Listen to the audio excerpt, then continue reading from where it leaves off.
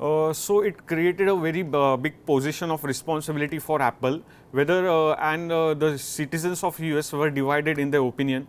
Many people who were concerned of their privacy said that supported Apple in its stance that they should never compromise the users' data and privacy with the government. But there were also many people that they wanted Apple to comply with the government for their own safety. Their point was that Apple should, they wanted their safety or their family safety more than the privacy.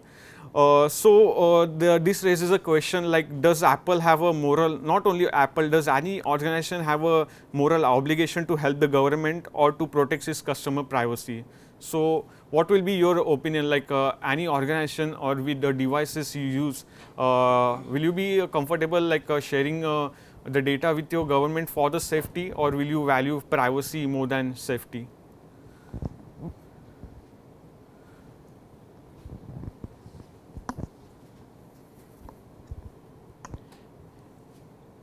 So for this point, there's a lot of the cultural aspect which comes into play, and there are certain cultures which put more emphasis on the collective good than the individual good, and that tend to be more okay with sharing data, versus an individualistic society which focuses on prioritizing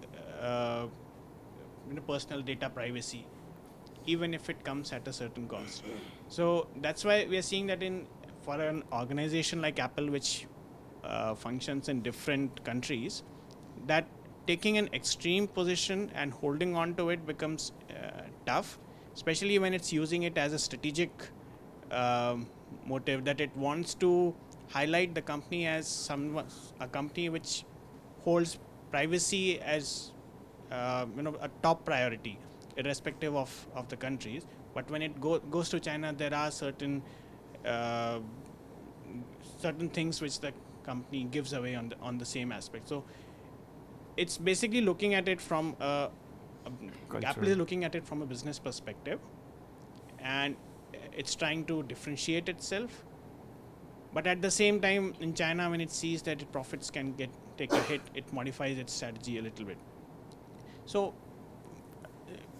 whether a company has a moral obligation to help the government, it's you can say a lot driven by the law of the land itself, and the law would be influenced by the culture, right? So that's where an absolute answer to this question may be tough. Yes, you're correct. Even my batchmate also explained how different, using the previous survey, how different countries have different view about privacy of data. So that's a point to be noted. Culture has an influence on this such questions. There has to be a trade-off between privacy and security. For example, government continuously snooping on all the people, whether they have any links to terrorists or continuous snooping just mere for data collection would not be the way forward. Instead, if there is any terrorist link or in the previous case video that you showed, there Apple should have a way to share the information. For that, the three key methods that you showed, like they are having shared keys, Apple and government, that could be a way forward, and for that Apple will have to bear the cost. So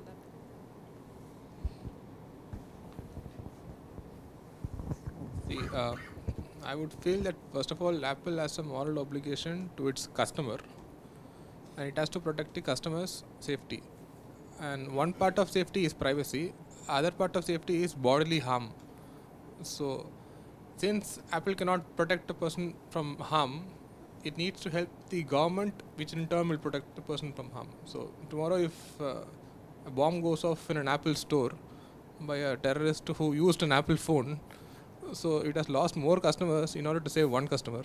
So keeping this in mind, Apple should perhaps help the government in doing what it cannot, it's out of scope for Apple to do. So that's my Yes, this is the same point which I saw in many forums like online debates, that helping the government is indirectly or helping your customers. So that's one point.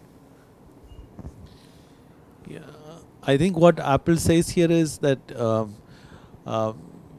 we manufacture a locker, and the locker has keys, and we sell the locker with the keys to the customer. Now the key is with the customer. We don't hold the key because the locker belongs to the customer. So if the government comes and asks Apple for what is stored in the locker, Apple says, no, we don't have the keys. We already sold it to the customer. So ask the user. That is the position. But I think the weakness of that argument is in instances where a person dies and the password as a key is not existent, in which case there should be a way to enter the locker, open the locker. That is, I think that is in my opinion, that's a fair argument for national safety, security. Otherwise, how do you actually catch criminals and bring them to, ensure justice to the country? Okay? So that is one aspect. But the other is to say that, well, you have a house or you have a locker, and there should be a separate key which is created for government, and the government should always be keeping that key, and it can come and open your locker anytime. And that is the permanent backdoor which actually governments want, anytime access to locker or phones owned by citizens. I think these two aspects are mixed in the case as you go. What kind of access is what government is looking for, FBI is looking for. Is it case to case or is it continuous? Okay. So it's about creating a backdoor permanently. Yes. Okay. So, which is a matter of concern. Yeah.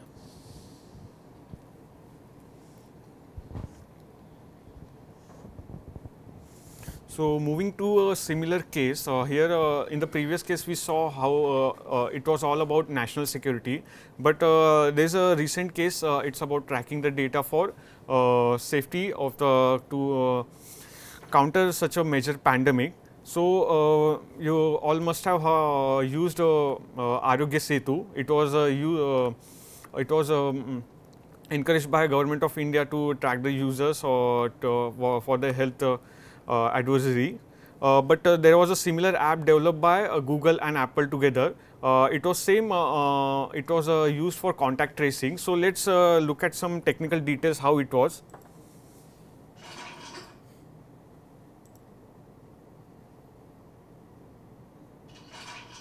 Battling COVID-19 is an unprecedented global challenge. To get communities around the world back up and running as quickly and safely as possible, public health authorities are building smartphone apps to help with contact tracing. Contact tracing is one of the best ways to stop a virus from spreading. It can take thousands of disease investigators to alert everyone who's been in contact with people who tested positive.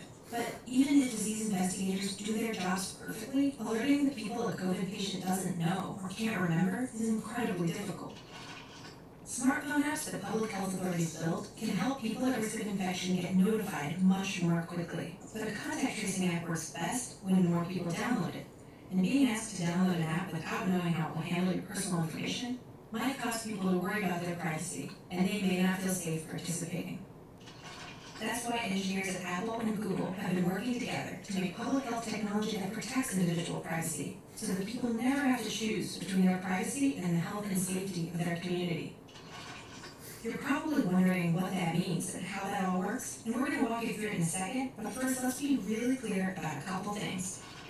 First, apps using this system cannot track your location. And second, this system does not share your identity with Google, Apple, or other users. Here's how that works. For every phone that's opted in, our technology disguises your identity by generating a random sequence of numbers that change every few minutes. Then, using Bluetooth, anytime your phone detects another phone close by that's also opted in, the two exchange those random numbers. If in the future someone's positive for COVID-19, they can report that positive result in their app.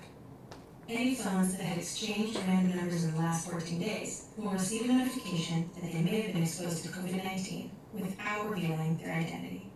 Public health authorities can then help anyone at risk get testing and treatment.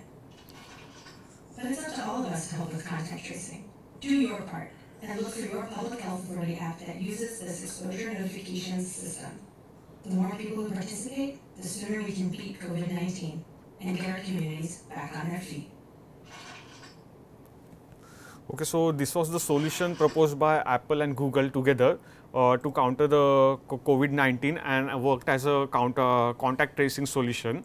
But just like the previous case study, there were many controversies surrounding it with government and with the people. So first controversy was the government wanted more control. As you have seen in the video that no user data and location was tracked by both Apple and Google. So government wanted a more controlled app or a more controlled solution, like they can track the user who have been contacted and also their locations. But Apple and Google refused for it. There was a major backlash from the French government, and even the health minister quoted that the companies like Apple, who have never been in a good situation of economy, are not helping the government to counter the crisis. And instead they developed their own app, Stop COVID, just like Arogya Setu of in India. But there are also other countries like Germany, Italy and Saudi Arabia who use this model. Okay, so the major issue was with the data collection and tracking. Apple and Google wanted to keep the efforts private, that they were not focused on the location and other data. They wanted it to be more private to the user itself.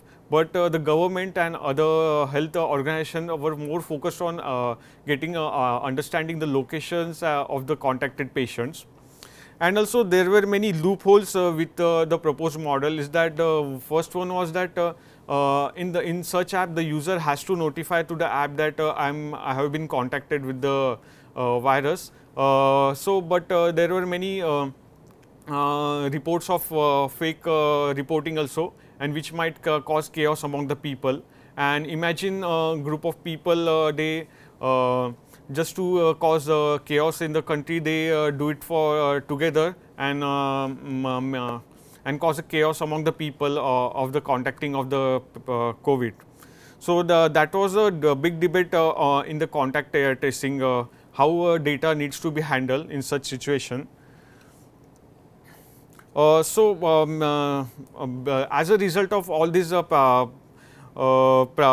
incidents of privacy versus safety, there were also one incidents where the companies which are dependent on the organization like Google and Apple, who collect the data, and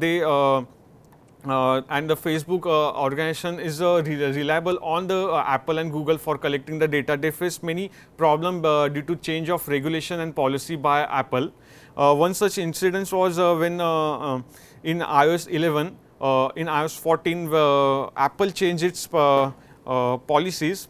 In iOS 14, the user had access to what a particular app is tracking, what kind of data, and it also had a option to simply opt out of the tracking, which was heavily criticized by the Facebook, because it, as you can see, it suffered around 10 billions of revenue hit because of this feature. And it was not only Facebook, but there were around 16 marketing agencies that wrote to the Apple for their displeasure for this feature.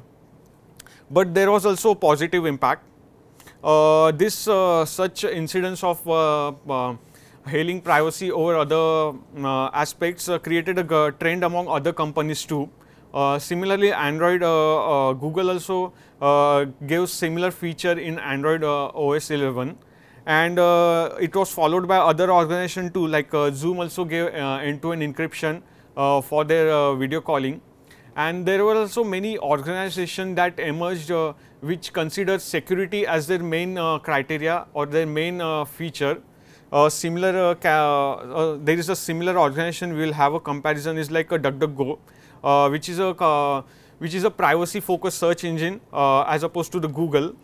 They promise the user that there won't be any tracking or any data collection from their side, which is what Google does to give a better user experience.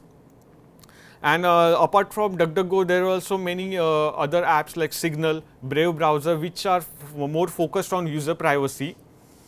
So it it brings us to a question like such developments or such incidents have increased valuation of privacy among the user. So I would like to ask the same question to you, like are you more focused on the privacy rather than services, like are you using such apps like DuckDuckGo, Brave browser or Apple devices just for the privacy? Anyone of you? Are you using any DuckDuckGo, Brave browser or Signal? You're using so. I'm using DuckDuckGo, Tor on Android as well as laptops. So is privacy your main concern for using it? Yes, especially transactional this thing, but there is a problem with Tor when it comes to commercial or like financial transaction issues, because even all apps, even banking apps, they need access to your locations and all, so doesn't work very well. But yes, to gain information and all, yes, it is a good idea. It works with that. Anyone else? Okay, so to shed more light on this question, we'll look at a recent survey which said that like these days around 89% care more about their data privacy, and 40% were willing to spend time and money to protect their data, and also 29% people switched their apps or services that they were using just because of privacy concern. Just like in the recent incident was that WhatsApp had updated their privacy policy after acquisition by Facebook, and they were going to use the user data for marketing, and many people had not many, small fraction of people had migrated to Signal Messenger for the same reason. And there also 90% of consumers are somewhat to very concerned about the privacy. So it shows that such incidents which have happened in past have given a more concern, have increased the concerns of privacy among the users. So I'll just hand over to Sanjay.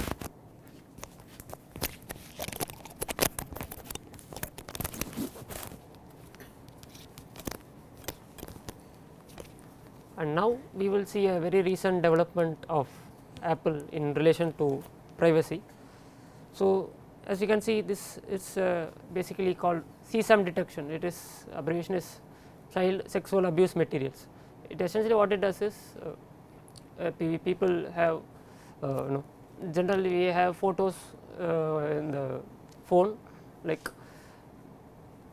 before uploading the phones to either go like drives or any cloud storage.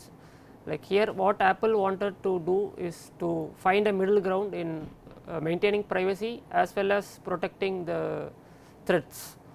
So what it does is essentially it scans for CSAM content in the respective iPhones, but without compromising their users' privacy. So what it essentially how it works is, like it initially generates a neural hash.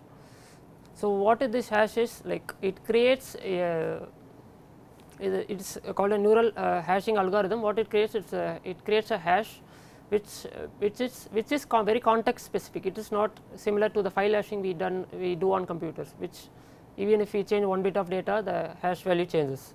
So here it is context specific. So if you see these images, the first two images are, so as humans can see it, these images are basically same without the color. So if you take the very file hashing, so what computer thinks these two are very different files. So in neural hashing, what it does it creates a hashing, but as we can observe, it creates the same hash for both these images. But if you see compare it to the last one, it is entirely completely different image. So it creates a different hash for different images, but if it is very similar as observed by humans, it creates the same hash. So CSAM detection provides these privacy and security assurances to users. So before uploading, also we have to note that this neural hashing occurs in a device itself, not it does not happen in the servers of Apple. So, what they do is they create the hash in the device. So, the hash values like the CSAM, the government or NCMEC, it is the National Center for Missing and Exploited Children database. Also, there are other independent data services which provide these CSAM contents from various locations like dark web, like they provide the database. So, when a photo is being uploaded to the iCloud, it compares the hashes to the hashes of the existing database. So, it is powered by two technologies. The one is called private set intersection. So, what it does is it essentially matches, it just essentially checks whether the images are matching with the database. So, here Apple to protect the privacy, it created a technology such that it is encrypted double. So, it protects the privacy of the people.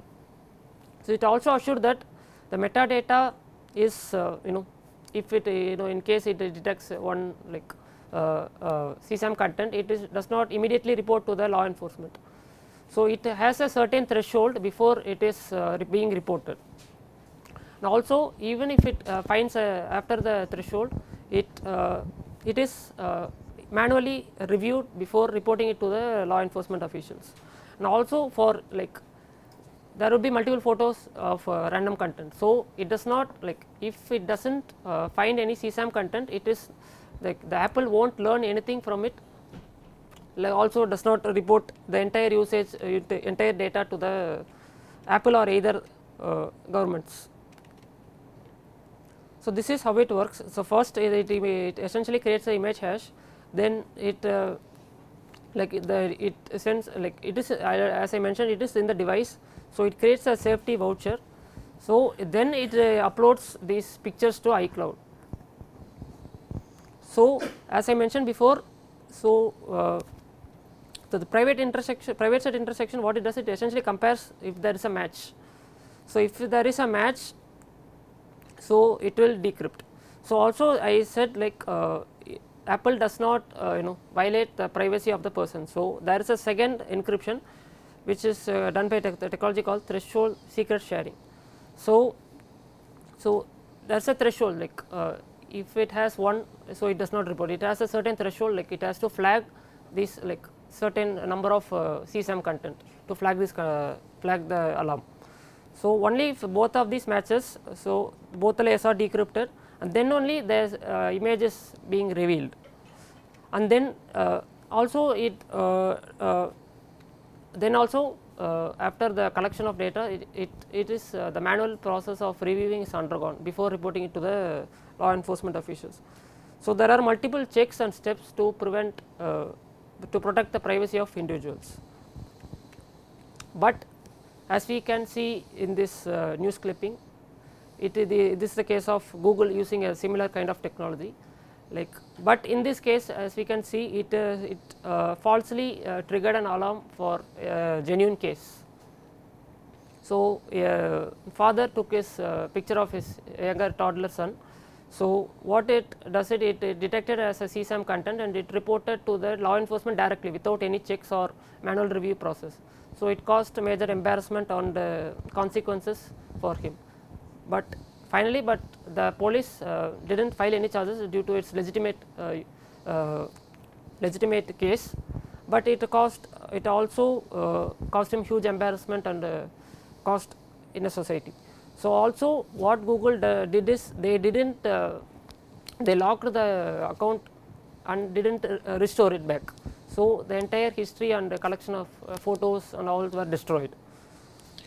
Okay, just to sorry to interrupt you here, to bring the discussion back to the case, because we need to be within the scope of the case. So, there may be recent developments which are related.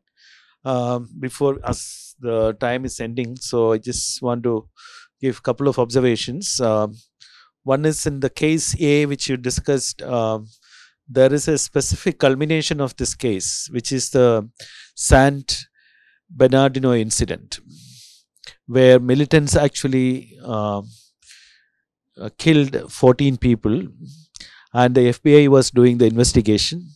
and that is the point when Apple refused to create a backdoor for FBI, and that actually that incident blew up because government and government agencies believed that Apple is not cooperating with an investigation, which is having national safety implications. And FBI also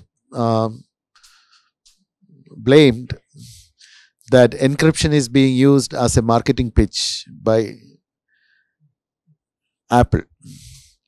So there are several indications in the case that it is not genuinely in the interest of people's privacy that Apple is taking that position, but it's for the marketing purpose. To position their product as highly privacy preserving, and in order to protect that position, or in order to strengthen that position, they were taking a stance. Although if you take a larger view, anyone would say that in that particular case, a company should cooperate with the investigation. Okay, only for that case. It's not that you create a permanent backdoor, but the case was very serious. Do you know what happened further? Because the government has to do investigation. They have to actually, they will go out anywhere to get information and track down the criminals. If you read what actually happened in that case, they cracked it finally. FBI cracked it. Yeah, they went to Israel and they were able to crack it, although Apple did not disclose. What do you think about that condition? How it would have affected Apple?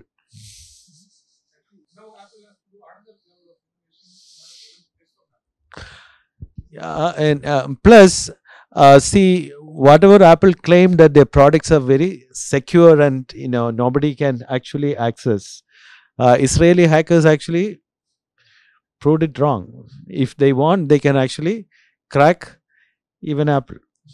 So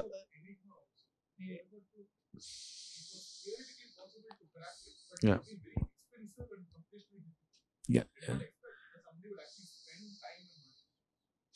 So that also made the vulnerability of Apple devices open.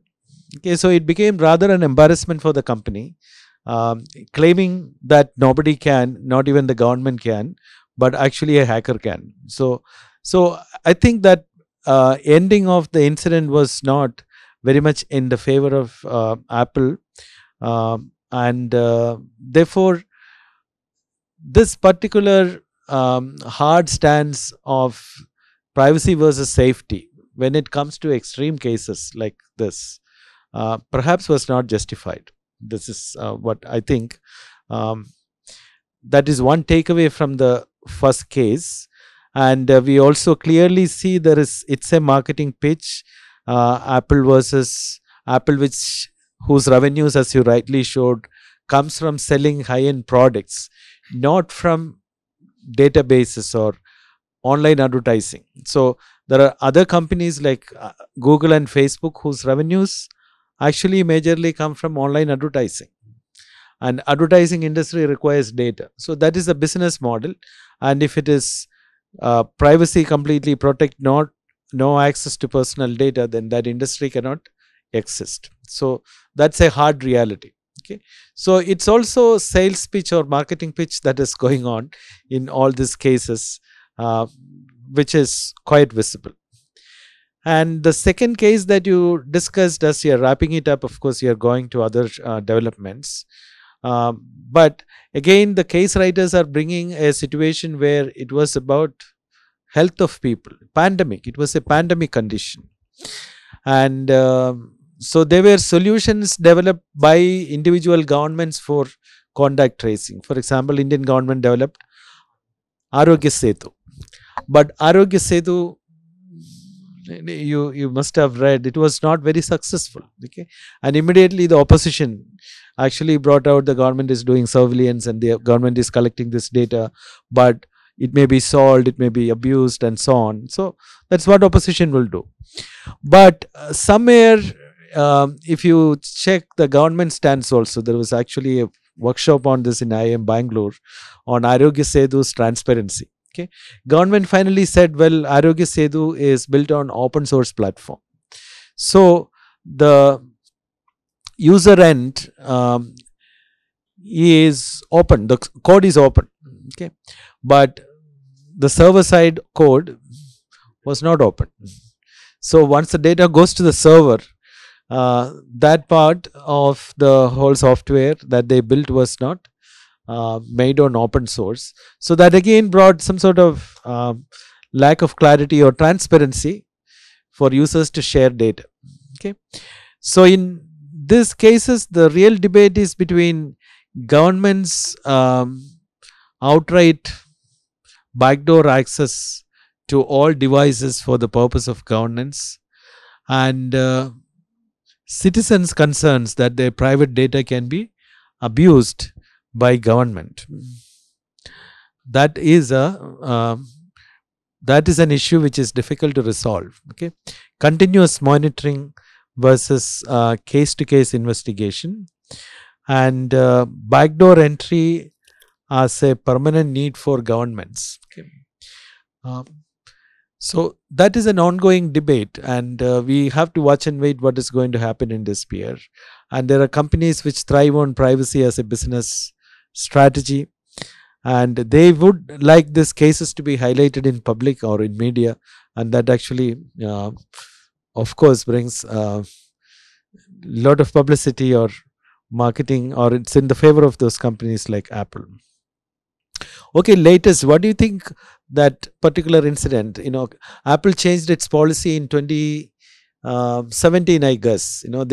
They actually gave an option to the iPhone user called ATT, right?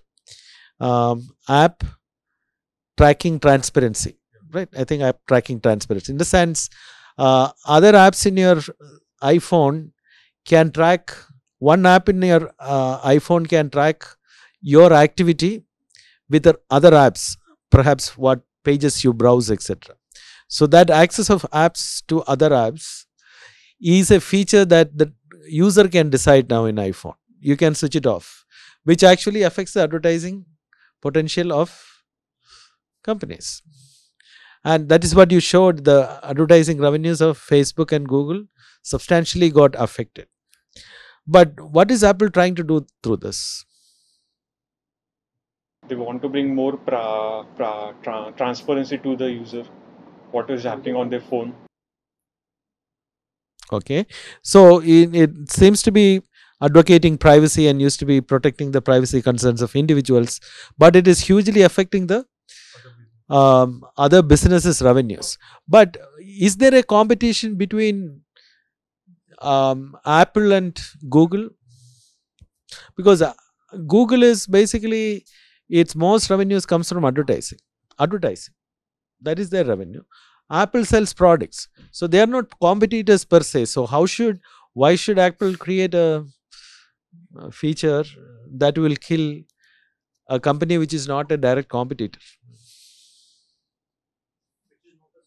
Which is not a direct competitor, because one is selling, one's business model is based on advertising, others is based on selling products. Huh? Okay, that is operating system, that is open.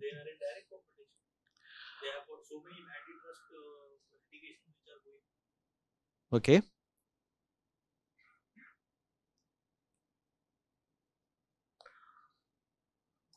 Okay. So how do you add? So it's iOS versus Android.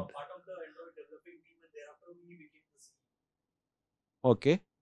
What about Facebook? There is no competition on operating system. That is my question. Why Apple should actually hurt? Why should Apple hurt Facebook's revenues?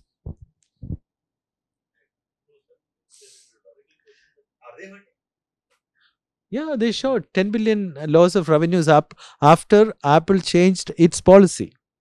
The ATT, user can decide. Whatever Apple would be vying for would be purely on commercial interests.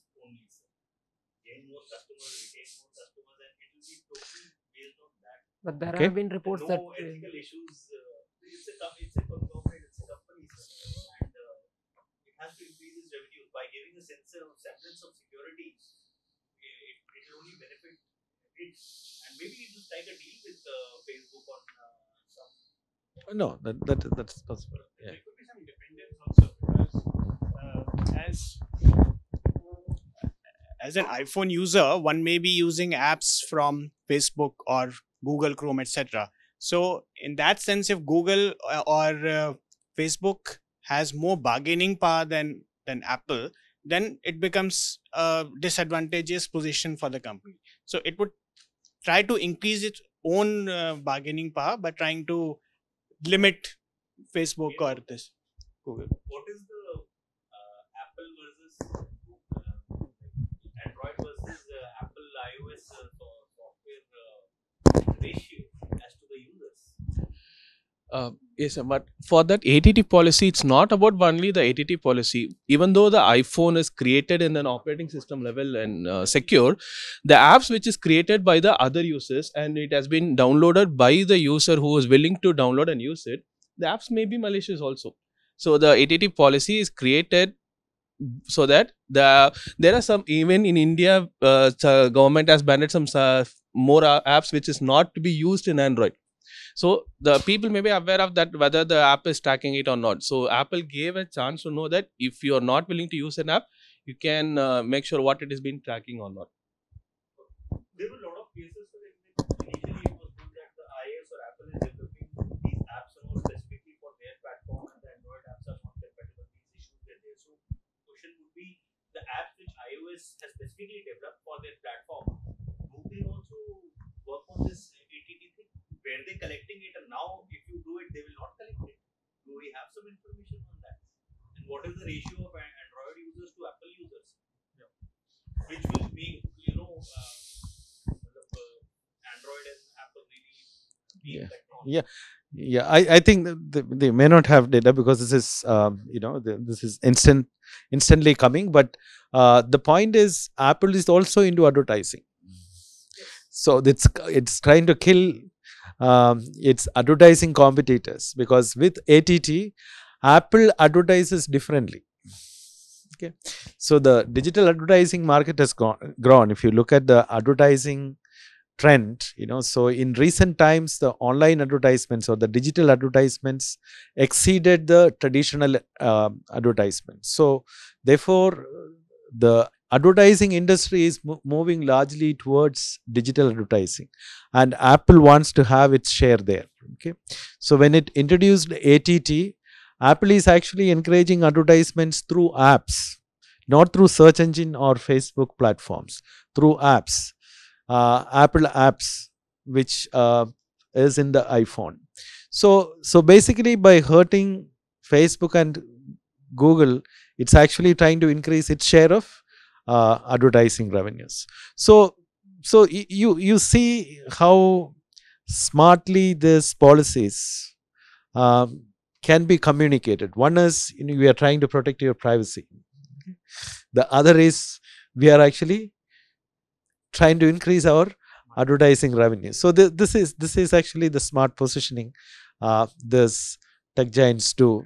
See, so for users, it sounds like they are our gods. They are so much interested in our welfare. But these are carefully crafted business strategies. Yeah. Purchase in Apple, we have to use only through Apple Pay. Earlier it was card and other payment option was there. Now it has been disconnected. It's only through Apple Pay. People may think it is privacy, but for every transaction, the other banks has to pay Apple Pay a commission to make a transaction. Yeah.